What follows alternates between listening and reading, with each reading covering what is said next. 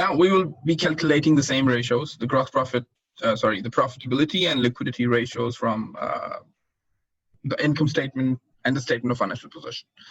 This is the income statement. If you remember, we did it in one of the previous chapters. And this is the statement of financial position. So let's go ahead and see how can we calculate gross profit margin. First of all, again, the profitability ratios for 2013 and 2012. Now here we can also compare whether the business has performed better than the previous year or worse than the previous year. Let's see what gross profit tells us about it. So 2013, 2012, again, let's recall the formula. Formula is gross profit divided by sales revenue times 100. And okay, so now first thing is gross profit. We need to find it in the income statement. So let's go to the income statement and see what's our gross profit. So for 2013, our gross profit is 350. Okay, and our sales revenue is 1250. Basically, it's in thousands. So that's fine. We will not put 3 zeros here and 3 zeros here. We'll just take these numbers from the income statement. Okay, so 350 gross profit, 1250 sales revenue times 100. Since this answer is going to be in points, and it will be a decimal figure, so I need to convert it into percentage. Okay, if you work it out, your percentage will be 28%. Now, what does that mean? It means that my gross profit is 28% of my sales revenue, which is quite good. But here I cannot tell whether we have done better than the previous year or worse than the previous year unless I calculate the same ratio for 2012.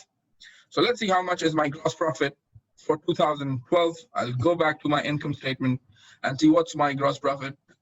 It's 400 and my sales revenue is 1300. So fine, I'll just put these numbers in the formula. So 400 divided by 1300 times 100. This will give me again a percentage, 31%. Now see, in 2012, our gross profit was 31% of sales revenue. And in 2013, it was 28% of sales revenue.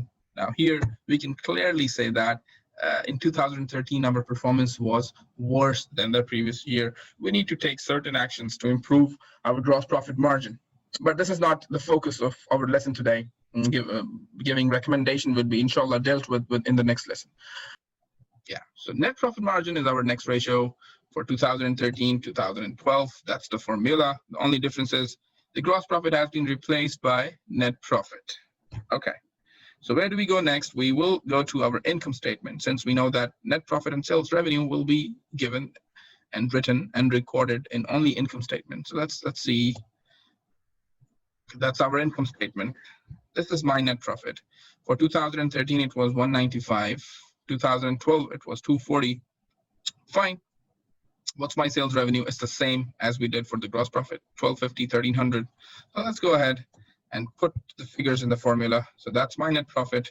That's my sales revenue for 2013. My net profit margin for 2013 will be 15.6%. Similarly, let's calculate for 2012. The net profit was 240, sales revenue was 1300. Let's see if we have got the figures right. I'll quickly go back to my income statement. That's my net profit, 240, and the sales revenue, perfect. So we have got everything right. 240, 1300 times 100. This is my net profit margin for 2012. Clearly, we have performed worse than the previous year. Since the net profit margin is lower, so it's worse. And there can be a couple of reasons why net profit margin went down. One of the reasons is we were not able to control our overheads. And one reason can be our gross profit margin went down.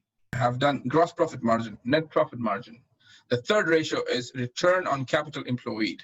Since let's say I'm an investor and I want to know how efficient this business is, how efficiently they are using the capital, the investment, and how much is the return in relation to the investment. So again, 2013, 2012, let's recall the formula. That's profit before interest and tax. And then I need capital employed. I will be doing some addition to get this number, capital employed. Similarly, same formula, obviously, of course. Okay, let's go ahead and see what's my profit before interest and tax. I'll go to my income statement. I will locate, okay, that's my profit before interest and tax, 195 for 2013 and 240 for 2012. Okay, great. I'll just put 195 for 2013 and 240 for 2012. You know, this times 100 is with the formula, so that's fine. Okay, now I need to find out the capital employed. Now, what's my capital employed? It's non-current liabilities plus the equity or investment. So I will have to look at the statement of financial position for that. So let's see, what's my investment? Now, that's my capital basically. You can say equity, 33 and 90. Let's say these are not two companies. This is 2013 and this is 2012. Okay, so my capital employed for this 2013 would be 33 plus my non-current liabilities, which is 20. So 33 plus 20 is my capital employed. This is the long-term finance that I'm using to earn my profits. Similarly, for this business or for this year, it can be 2012 as well. My equity investment is $90,000 plus I need to look if I have any loans. Oh yes, I have loans. I have non-current liabilities, 30,000. So I'll just add them up and this will give me capital employed. So let's say for 2013, my capital employed is 33 plus 90. And for 2012, it's 90 plus 30. Okay, so now let's work out the ratio. So when I did that, I got that answer. It's 159.83%. But we need to see how we performed. So for this, we want the answer for 2012. Let's see what's the answer.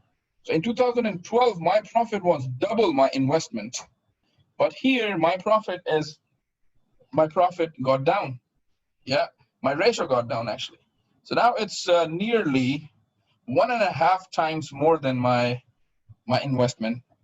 Again, it's too good. This was very good. It's also good if we only look at the number, but if we compare, of course, my performance has gone down. But usually when you will be calculating this ratio, you might get numbers like 25%, 30%, 20%, 10% like this. Okay, so these were the profitability ratios.